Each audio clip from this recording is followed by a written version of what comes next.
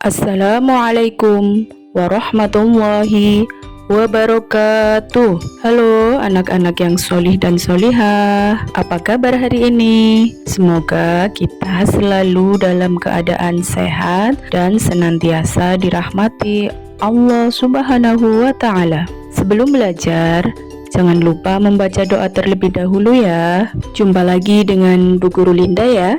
Hari ini sudah memasuki pelajaran ke-6, yaitu tentang kisah istimewa Fathu Mekah, pembebasan kota Mekah.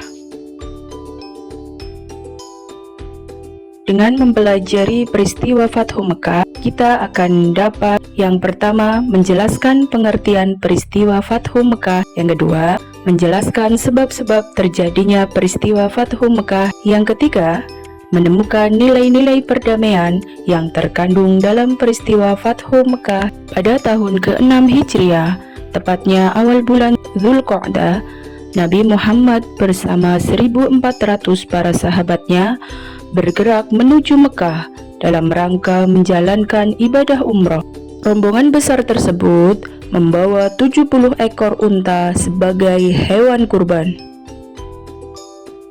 Para sahabat Nabi sangat antusias mengikuti perjalanan ke Mekah, terutama kaum muhajirin yang telah lama meninggalkan kota kelahirannya. Namun, perjalanan mereka terhenti di wilayah Hudaybiyah, 22 km arah barat kota Mekah. Di Hudaybiyah, beberapa orang Quraisy bertanya tentang keperluan rombongan Nabi datang ke Mekah. Utusan Nabi menjawab bahwa kedatangan mereka bukan dalam rangka penyerbuan, tetapi untuk menjalankan ibadah umrah, menyembelih kurban, dan setelah itu kembali ke Madinah. Namun, orang-orang Quraisy tetap bersikeras menolak kedatangan Nabi Muhammad dan para sahabatnya. Nabi Muhammad mengutus Utsman bin Affan menemui para pemimpin Mekah dan menjelaskan tujuan kedatangan mereka. Utsman bin Affan diperlakukan dengan baik oleh para pemimpin Mekah. Bahkan, para pemimpin Mekah mengizinkan Utsman untuk melakukan tawaf di Ka'bah, tapi tanpa Nabi Muhammad dan sahabatnya. Utsman menolak tawaran tersebut. Para pemimpin Mekah tetap menolak kedatangan Nabi Muhammad dan para sahabatnya. Oleh karena itu, dilakukan perundingan antara kaum muslim dan Quraisy Mekah. Nabi Muhammad memimpin langsung delegasi kaum muslim, sedangkan delegasi kaum Quraisy dipimpin oleh diplomat senior mereka, Suhail bin Amr. Perundingan yang berjalan alot tersebut akhirnya menghasilkan beberapa kesepakatan yang disebut dengan Perjanjian Hudaybiyah. Isi Perjanjian Hudaybiyah: yang pertama, pengikut Nabi Muhammad tidak boleh menjalankan ibadah umroh pada tahun ini, namun boleh mengerjakan tahun depan dan waktunya tidak boleh lebih dari 3 hari. Yang kedua, menghentikan permusuhan dan tidak saling menyerang dalam waktu 10 tahun. Yang ketiga, pengikut Nabi Muhammad yang kembali ke Mekah dipersilakan untuk bergabung dengan kaum Quraisy. Yang keempat, menolak orang kaum Quraisy yang hendak menjadi pengikut Nabi Muhammad ke Madinah. Yang kelima, memberikan kebebasan kepada suku-suku Arab untuk memilih bergabung dengan Rasulullah atau kaum Quraisy Mekah.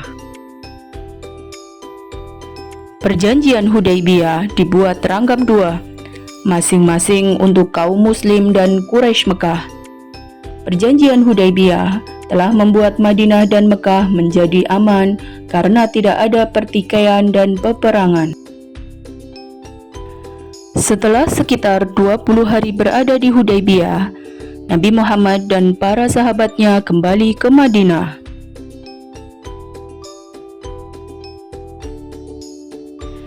Tidak lama berselang, Perjanjian Hudaybiyah diingkari oleh kaum Quraisy. Kaum Quraisy membantu suku Bani Bakr menyerang suku Khuza'ah yang bergabung dengan kaum muslim. Perjanjian Hudaibiyah tidak berjalan semestinya. Ketika pihak Quraisy melakukan pelanggaran, suku Bakar melakukan penyergapan terhadap suku Khuza'ah di sebuah oasis. Penyergapan tersebut dibantu oleh Quraisy Mekah. Pelanggaran perjanjian Hudaibiyah membuat Nabi Muhammad dan para sahabatnya mengambil keputusan penting menyerbu Mekah.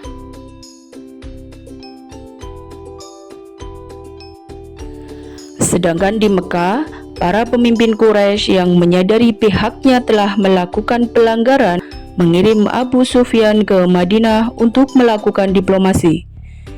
Di Madinah, Abu Sufyan menemui Nabi Muhammad dan memberikan penjelasan panjang lebar. Namun, Nabi Muhammad tidak menghiraukan Abu Sufyan. Selain bertemu Nabi Muhammad, Abu Sufyan sempat menemui Abu Bakar, Umar bin Khattab, dan Ali bin Abi. Namun, tetap saja Abu Sufyan gagal menemukan jalan keluar. Abu Sufyan kembali ke Mekah. Setelah bertahun-tahun, jumlah pengikut Nabi Muhammad semakin besar. Rasulullah bersiap menghadapi kaum Quraisy, mengumpulkan para sahabat dengan jumlah 10.000 pasukan muslim dengan persenjataan lengkap. Mereka bersiap dan teguh membela Rasulullah sekaligus berangkat ke Mekah untuk melakukan Fathu Mekah atau pembebasan kota. Para pemimpin Mekah sama sekali tidak menduga kekuatan pasukan Nabi Muhammad. Nabi Muhammad membagi pasukan menjadi 4 bagian, yaitu bagian utara, selatan, barat, dan timur. Mereka masuk secara kompak sehingga terkepung dari segala. Rasulullah dan para sahabat memasuki kota Mekah dengan damai dan tenang serta tidak membawa kerusakan apapun. Abu Sufyan dan para pemimpin Mekah lainnya menyerah kepada Nabi Muhammad. Peristiwa ini disebut Fathu Mekah, yaitu terbukanya kota Mekah untuk kaum muslimin. Setelah menguasai Mekah tanpa pertumpahan darah, Nabi Muhammad mengambil keputusan yang tidak terduga dan tidak sesuai dengan tradisi bangsa Arab. Nabi Muhammad memerintahkan para pemimpin pasukannya untuk mengucap Al-Yaum, Yaum Al-Marhamah, yang artinya hari ini adalah hari kasih sayang.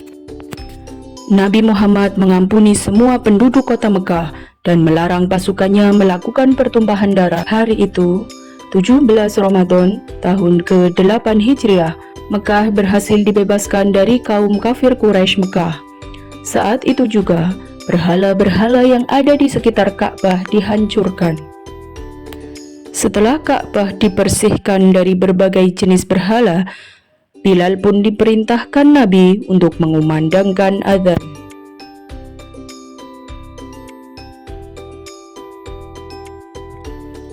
Setelah mengetahui peristiwa Fathu Mekah, ada beberapa perilaku terpuji dari Rasulullah yang bisa dipetik dari kisah tersebut, yaitu menepati janji, menebar kasih sayang, rendah hati, dan persaudaraan yang kuat. Demikianlah penjelasan tentang peristiwa Fathu Mekah. Semoga bermanfaat dan terima kasih. Wassalamualaikum warahmatullahi wabarakatuh.